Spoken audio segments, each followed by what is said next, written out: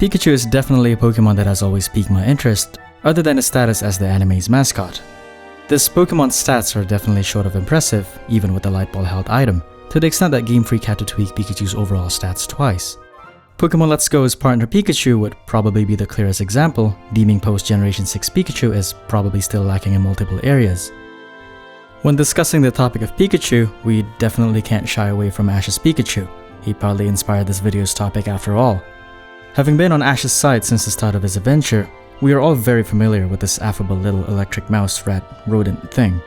One very frustrating thing about this Pikachu that we can all agree on is the fact that, despite all of his heroics and quite possibly very high level, this same Pikachu that is able to stand toe-to-toe with legendary Pokemon can also lose to fresh starters. In Dragon Ball terms, it's akin to Ultra Instinct Goku losing to a green Cyberman. Plot limitations of Ash's aside, we are going to test the limits of Pikachu and jump into Pokemon X to see if the power of friendship can't bring us victory. In Generation 6, Pikachu has a total stat of 320, not the greatest out there. With only 55 attack and 50 special attack, it's definitely not going to be the breeziest of runs. Gen 6 Pikachu also doesn't have Nasty Plot and Iron Tail to its name, making a power-up strategy run quite difficult. We also wouldn't be using any items in battles for this run, though held items are allowed. Before continuing, consider subscribing if you enjoy the content and leaving a comment. They are good for the channel algorithm. So, grab a snack and a drink and let's jump into Kalos. Pace was never an option when waking up in Kalos, as this fletchling chose violence in the morning. We set the physical assault aside and got changed before going downstairs to meet our mother. She insulted us right after saying good morning, and our neighbors ambushed us in front of our door amongst the uncolored textures. We were invited to this suburban juvenile meeting and was offered a potentially life-threatening creature, and we also asked the group to call us Big F. Big F in the chat, guys. Nevertheless, we chose this edgy boy and almost lost to Shauna in the first ever Colosseum battle. We continue with the tutorial section of the game, saying goodbye to our mother and the Rhyhorn, which didn't make any other appearances in the game, and quickly breeze through the Pokemon catching lesson. We would spend about half an hour to find a Pikachu in Santalune Forest, finally catching our official start of the run. To celebrate the release of God of War Ragnarok, meet Boy. Santalune Forest didn't provide any challenge to note of, so here's the group stepping out together. The power of friendship. One of the biggest challenges of this run is obviously Boy's very limited health, one that really showed in battles against more than one Pokemon. Even with that, I decided to super train Boy in attack, special attack, and speed, coming in with the assumption that any boost to the defense stat wouldn't really matter. If this boy gets hit in late game with a strong attack, it will most likely eat shit. We didn't have the need to grind much, as the experience we got from the gym trainers were more than enough. Boy jumped into the first gym battle at level 12, the same level Viola's Vivillon is at. Boy was able to take down the Surskit with 2 Thunder Shocks, and it seemed like he was going to lose against the Vivillon. However, a well-placed crit took down the bug type, earning us a victory through sheer luck. We got the first badge and left the gym feeling unfulfilled. Just a bit further north from Santalune, we would encounter the 2 aides for the Professor, Dexio and Sina. They would give us a rather important piece of item, the technical machine for return. The duo led us to Professor Sycamore's lab, where we had to battle against the Kanto Stardust trio. We started off by paralyzing the Bulbasaur, eventually taking it down with quick attacks. The Squirtle managed to score a crit on us, but he thankfully went down with 2 Thunder Shocks.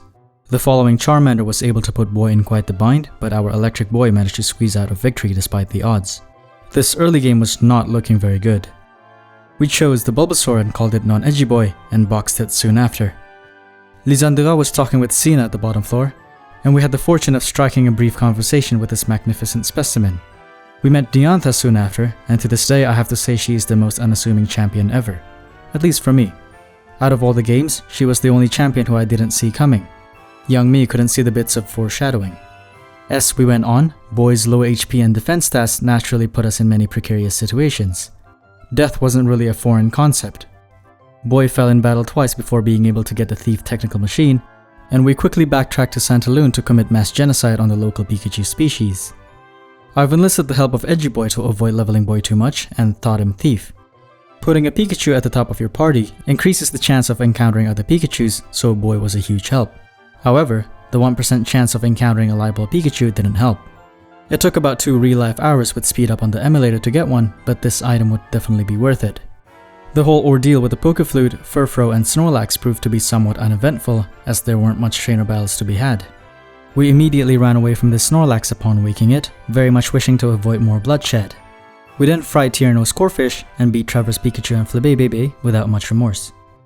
At Glittering Cave, we mostly ran away from the wild Pokemon encounters, and Team Flare's Pokemon weren't much of a talking point. We wrapped up the situation nicely and demanded compensation before moving on. Upon arriving at Silage City, we found ourselves needlessly taunted by Grant, so we went inside the gym and tested our luck. Not long after, Boy was put to sleep by a Lunatone and promptly fainted from a sine wave, and then another time by the Soul Rock. After these 2 deaths, we reached Grant and challenged him to a battle. I tested the waters with Boy's Electro Ball and paid the price quite quickly. That wasn't even a critical hit. Back at the top, we tried for a double team start and consumed Feces for the second time. We reached the top once more and decided to play offensively, starting with a Rock Smash. Apparently that was a one-shot. Boy managed to score a critical hit on the Tyrant and survived the subsequent Rock Tomb. Boy ended the second gym battle with another massive luck element. We exited the gym unfulfilled yet again. The track north of Silage was filled with Team Flare, but none that Boy couldn't surpass. What Boy failed to defeat, however, was Karina's Lucarios. Her first Lucario was always easy enough, as Boy could always survive with enough health. When it was time for her second Lucario, Boy wouldn't have enough health after the first hit, always going down to a faint.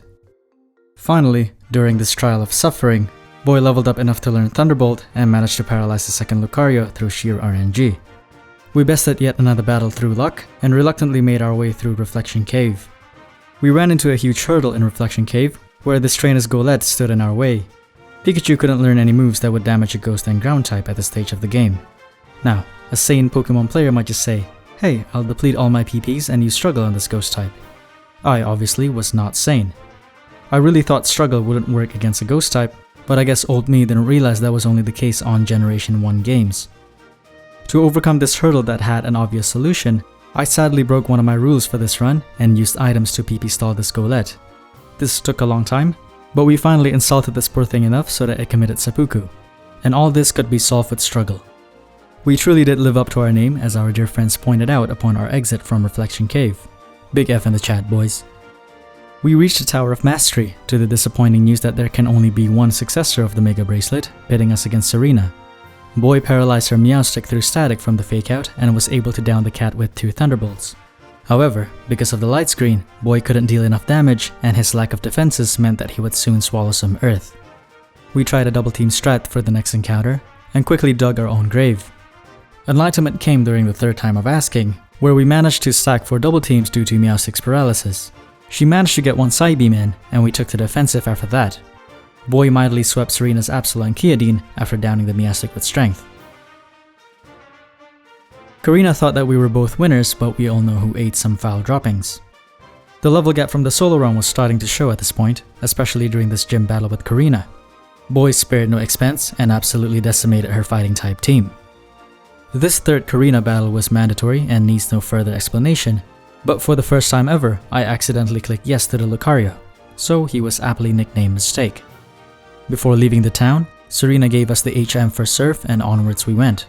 The trip to Coumarine was devoid of deaths, and Serena proposed a battle once we arrived to the city. We would have our second encounter with Diantha at the train station, which still doesn't really foreshadow Diantha's reign as champion, I feel. For the next Serena battle, Boy managed to use double team once and used Thunderbolt to down both her Meowstic and Absol. Her Kyodine was in a bad RNG streak and missed all of his bites, so Boy was safely able to down the Abomination with Strengths. I thought we would have more trouble with Hamos, but Boy really proved me wrong here. With full friendship returns, Boy managed to sweep all of Hamos' team after surviving the Go-Goat's bulldoze. Good work, Boy. We got the 4th badge and the Grass Knot TM, a rather vital TM for this run. We needed an HM Pokemon for Fly, so we backtracked a bit and caught a Chatot, nicknamed Flytot. I'm not really sure why I gave her this name, but it'll have to do. After beating the Steam Flare Grunt for the Power Plant Pass, I was quite surprised that we didn't lose once during this whole Power Plant ordeal. Then again, Boy was at least 6 levels higher than the Team Flare average, so his Thunderbolts were working really well. The 2 masked heroes of Kalos were introduced to the storyline and made for a brief comedic relief. At least I think that was the intention. We passed by AZ on our way back to Lumio City, and was unfortunately forced to watch the gym tower light up with Shauna. We actually died once during the climb up in Clement's gym, but sadly OBS wasn't recording. Before long though, we reached the seemingly prepubescent gym leader and started the battle for the 5th badge. There wasn't any fancy strategy leading up to this fight, so I just went for it without much preparation. It seemed like an easy battle. And sure enough, Clement's Emolga and Heliolisk fell victim to Boy's returns without dealing much damage themselves. When the Magneton was sent out, I realized that I had missed the chance to teach Boy a fighting type move. F in the chat, boys. But not really, since Boy ended up spamming Thunderbolts to claim the win. Fine work, Boy. Post Lumio's gym battle, this magnificent specimen was becoming increasingly unhinged. Professor Sycamore didn't seem to mind, so we paid no attention to him in particular. We were also bribed with the King's Rock, so all was Gucci. Off to Route 14 we go, where Trevor had called for another session of the juvenile meeting. Serena ambushed us with yet another battle, and here lied more struggle. Her Meowstic was easy enough, but I couldn't seem to figure out a way to get past her Chestnut. Boy had to face the harsh reality of inhaling fecal matter not once, but twice. Did I ever tell you the definition of insanity? Well, we tried the double team strat for the third time, and expected a different result, and actually got one, so we are clearly not insane. After this, Chestnut missed some bites and the light screen went off. Boy fired off 2 Thunderbolts and downed the Chestnut and Absol, all the while surviving on 1 HP. Another very lucky break. Serena seemed to be disappointed to lose again, but I really didn't know what she was talking about. We lost at least 4 times to her. We had to go through the mandatory haunted house experience and reach Laver City after avoiding just about every trainer battle. Next was Valerie, the fairy-type gym leader. Her Mawile fell victim to Boy's signature Thunderbolt, and a Mr. Mime couldn't last a turn against Boy's full power return. Her Sylveon was sent out next, and Boy's Thunderbolt managed to hit a crit, taking her health down to red. This solidified our win, as the Sylveon was in heal range, meaning we would get 2 free turns. 6th badge in our pockets, and onwards we go to the Pokeball factory. We witnessed a grown adult being tricked by 2 kids, and successfully infiltrated the Team Flare occupied building. We finished this horribly toned down version of the Kanto Team Rocket hideout in no time, as the grunts, admin, and scientists here were quite easy. We tried to be humble and chose the big nugget, but fortune apparently favored modesty here. We would need it for the legendary fight anyway. These 2 foreshadowed the existence of said legendary Pokemon, and Trevor somewhat urged us to go to the Frost Cavern. We succeeded in avoiding most of the trainer battles here because they could be quite difficult for Boy, and reached the end of the cavern. Not much of note could be found here, as Boy Thunderbolted a Golbat, used Dig on a Manectric, and the last Houndoom as well. The Abomasnow was quite chill about the whole thing and gave us an Abomasite. The trek to Anisar City had nothing much to offer, and we finally reached the doorstep of the Anisar gym, only to find Serena ready to pounce on us once more. And she did that quite successfully, as Boy's double team strat definitely wasn't working anymore. The slightest of contacts her Pokemon would make with Boy would just send him straight to the Shadow Realm.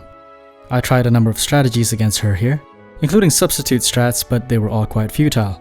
So, I opted for a more offensive approach once more.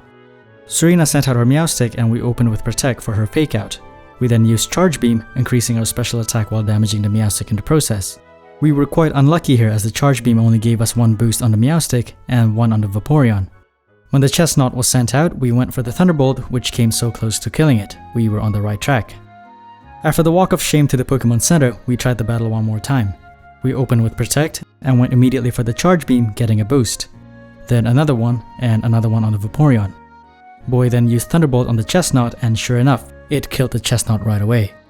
The following Absol was just a fleeting afterthought, and we claim another victory for the ages. Facing Mrs. Olympia had never been easier, with Boy spamming Charge Beams after Charge Beams. We didn't have the best of luck with the boosts, but apparently it was more than enough to one-shot all her team members. We put her in the same tier level as Hamos and exited the gym to find out that the magnificent specimen had announced his atrocious plans to wipe the slate clean, as he called it. Back in Lisandro Café, Boy handily defeated the 2 cafe employees and we entered the hideout. Magnificent Specimen was waiting for us and we entered the battle with confidence sky high, only to have Boy digest poo-poo from the Mienfoo's high jump kick. We made the trek back and this time the double team made the high jump kick miss. The following Charge Beam ended the Mienfoo's reign and kindly gifted us the boost. Another Charge Beam was shot for the Gyarados for 1 more boost, and the rest of Magnificent Specimen's team didn't stand a chance. Once we got access to the lift, we begrudgingly made our way to the jail cell, where the most exciting part of the game awaited us. This really long cutscene. Xerosich was our next obstacle to freedom, and he led with his Crobat. Boy opened with a Charge Beam, scoring a crit and a boost. The following Pokemon who can only evolve upside down was decimated with a Thunderbolt. Xerosich offered us a choice to save the world, but this vampire-skinned creature never intended to follow through. He activated the ultimate weapon that was located in Geosange Town, obliterating half the populace. Or so it seemed, this ultimate weapon is massive. The grunt guarding the entrance to the base was nothing short of a joke to Boy, and together with Serena we barged in unannounced. I had an inkling it would take us a lot more than one try to beat this magnificent specimen a second time, but Boy took matters in his own cheeks. I felt like using double team would be akin to digging Boy's grave, so we took a chance with Thunderbolt and thankfully it paid off. The Mienshao went down easily, and the next charge beam gave us a boost and the Gyarados' death. 2 more Thunderbolts then downed the Pyroar and Honchkrow. This long stretch going down was quite annoying as Serena wouldn't really heal our Pokemon. We had to run back once to fully heal and that took a fairly long time.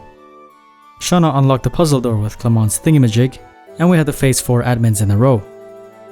None of their Pokemon held any significant threat and got annihilated by Boy one by one.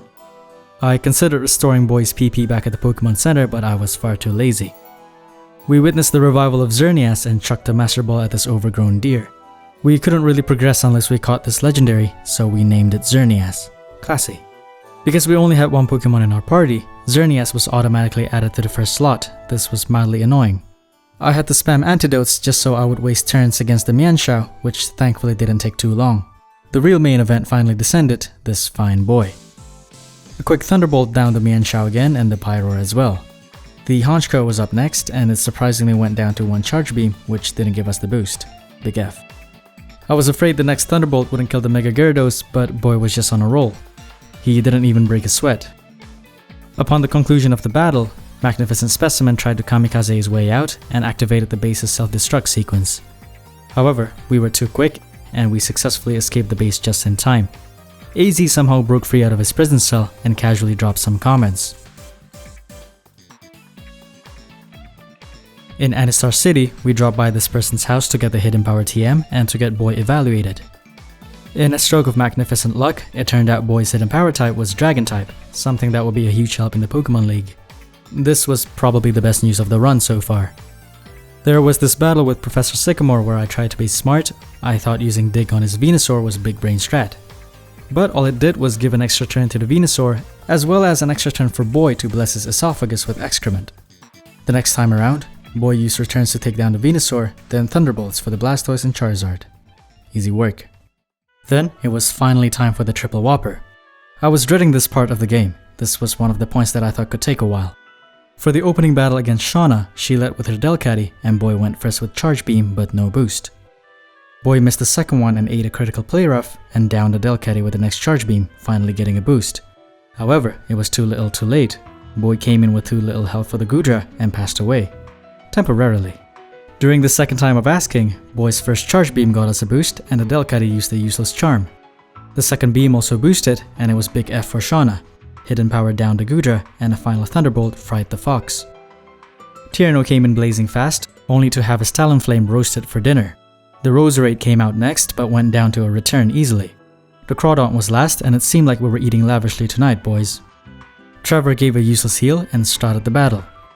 We took the chance to score some Charge Beams on the Raichu and got ourselves 2 boosts. The Florges was able to tank another beam for a boost and the next 2 Thunderbolts ended the Florges and Aerodactyl. Magnificent display, boy.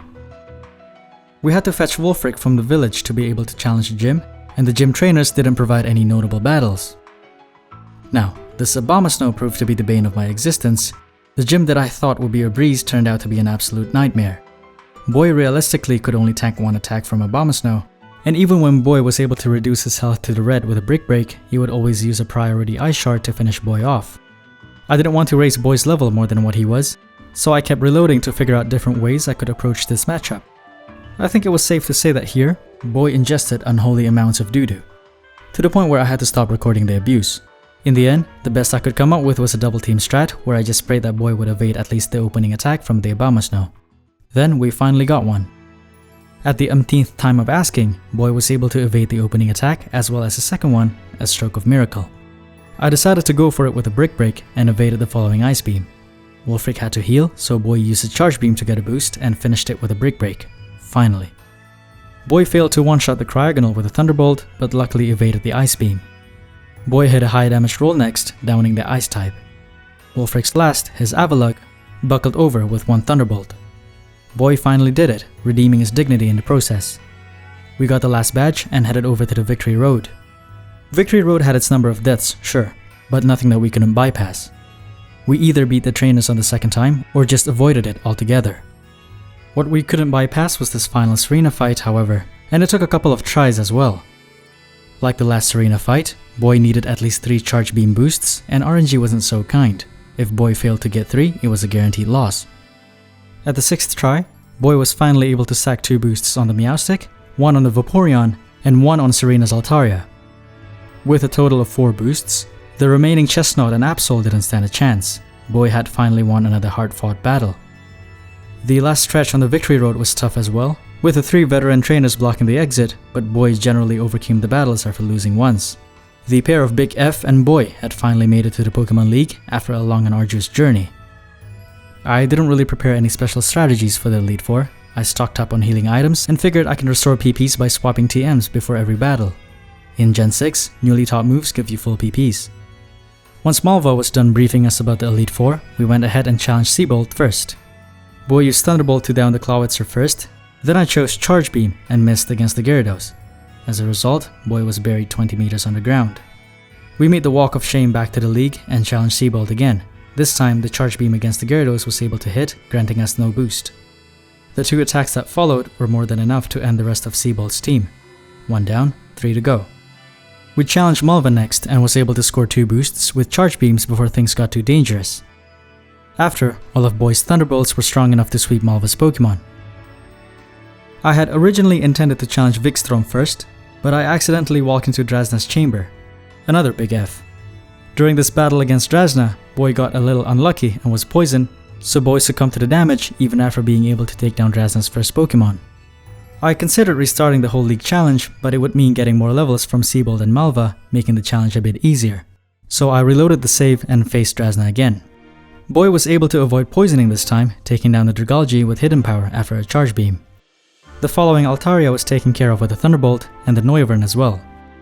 Drazna's last Pokemon, her Druddigon, was fortunately able to be taken down in one shot with Hidden Power. By this point, I thought we defeated the hardest Elite Four, but boy, how I was a fool. We headed over to Vikstrom's chamber and replenished all of our PPs by TM swapping and headed into battle. Defeating Vikstrom's Klefki was always quite easy, but his Probopass was always going to be a problem. Probopass has 30, so in most cases he was always going to score a hit. We were able to take it down with a Brick Break, but Boy wasn't able to one-shot the Iggy Slash that came after. I spent a good chunk of the hour just trying out different ways I can tackle this fight, and in the process of doing so, subjecting Boy to endless torment. Then we finally came at the winning formula, which also takes quite a bit of luck. This strategy sort of bets victory on the Klefki using Torment first so we can stack a double team. We would then switch between Protect and Double Team, praying that we would evade a Dazzling Gleam. This worked quite well, and we would finally try to boost our attack with Charge Beam, which of course missed. We tried again and finally got the boost, but had to end the turn with a Thunderbolt due to Torment. Boy used Charge Beam for the Probopass and got a boost, evaded the attack, and used Thunderbolt to end the Big Nose. For the following Aegislash, the plan was to use Protect first to bait the stance switch, but this one time he used King's Shield. He never used King's Shield. Nevertheless, Boy had to use Thunderbolt because of Torment, and was luckily still able to one-shot the Aegislash. Last was Vikstrom's Scizor, and I was sweating buckets at this point. Boy couldn't use Thunderbolt due to Torment, so we wasted the turn with Protect. Boy had to one-shot the Scizor, and that he did. An absolute hero. We were finally able to overcome this challenge that was Vikstrom and gain the right to face the champion. I spent some time TM swapping, and I absolutely had to replace one move for Grass Knot. You'll see why in a minute. We took the elevator up and asked for a Pokemon battle. The plan was quite simple. We would try to stack double teams and one Charge Beam, hoping for the Hawlucha to miss every time. Of course, it wasn't going to go to plan. The Hawlucha was able to hit her Flying Press, and Boy licked the ground once more. During the next attempt, Boy was able to take down the Hawlucha with Charge Beams, but failed to get any boosts. Boy used Hidden Power on the Tyrantrum and took it out in one go. Boy scored a crit on the Goodra and was able to tank a Dragon Pulse. The next Hidden Power took out the Goodra, and the Aurorus was tripped over by a Grass Knot. Boy was unable to evade the Gorgeized Shadow Sneak and didn't have enough HP to last the battle. And this was the strat that we would use to beat Diantha. Hope that Boy survives the Hawlucha with full HP and a special attack boost, and go on to hopefully one-shot all the coming Pokemon. This, of course, took many tries. On the 5th time of asking, Boy was able to stack 4 double teams while the Hawlucha stacked sword dances, and Boy was able to end the bird with a boosting charge beam. Fantastic. The fossil T-Rex ate a hidden power and out came the Goodra. Boy's hidden power took out the Goodra's health to yellow and tanked a Dragon Pulse. The next hidden power killed the Goodra and a Grass Knot tripped the Auroras yet again. And now came the part with the most RNG involved, the Gorgeist. Boy hit his first hidden power and fortunately took down the health to red. I took the chance for a charge beam and successfully boosted Boy again, and Boy's increased evasion made the Gorgeist miss. We were at a twice boosted special attack and 4 times boosted evasion. We had no choice but to win this. Diantha's Gardevoir came out and traced Boy's static, and I bet the next move on Grass Knot after what seemed like an eternity of predicting scenarios. Boy struck his shot and took down the Gardevoir's health to half, while the Gardevoir missed her Moonblast. Boy struck one more Grass Knot and actually hit a crit, ending the hopes of a Diantha victory. And we've done it. Boy has single-handedly took down all of Kalos' best trainers in Pokemon. We entered the Hall of Fame with only this Pikachu, but there was still one fight left. After the award ceremony for our heroics, AZ came up and asked for a battle, to which we couldn't refuse. I didn't want to lose and use the save state here in case the fight didn't go our way. And of course, why would it go our way? Boy would miss one of his charge beams and got his ass handed to him by the Storkle. In case you were wondering though, the game would just continue as if we had won the battle and rolled in the normal ending sequence. However, I wasn't about to end this video with a loss. Upon loading the save state, Boy stacked a double team and used a charge beam, successfully gaining 1 boost. The next charge beam fortunately hit, also granting a boost. The same happened for the Sigilyph, putting Boy in a triple boosted special attack status. The Golurk then came out, only to be tripped with this Grass Knot, the only move we have that can hit it. Then, we let the ending sequence roll, putting an end to this run. I think I definitely could reduce the amount of trainer battles I went through, therefore facing the mandatory battles with a lower level. In doing so, it seems like I could put more thought into the strategies and plays that I could come up with. But this was a fun run nevertheless, and I'm definitely keen on doing another solo Pokemon run. Leave a comment down below on what could be an entertaining run to do. Perhaps I could squeeze in one more video before the release of Pokemon Scarlet and Violet. Until then, take care.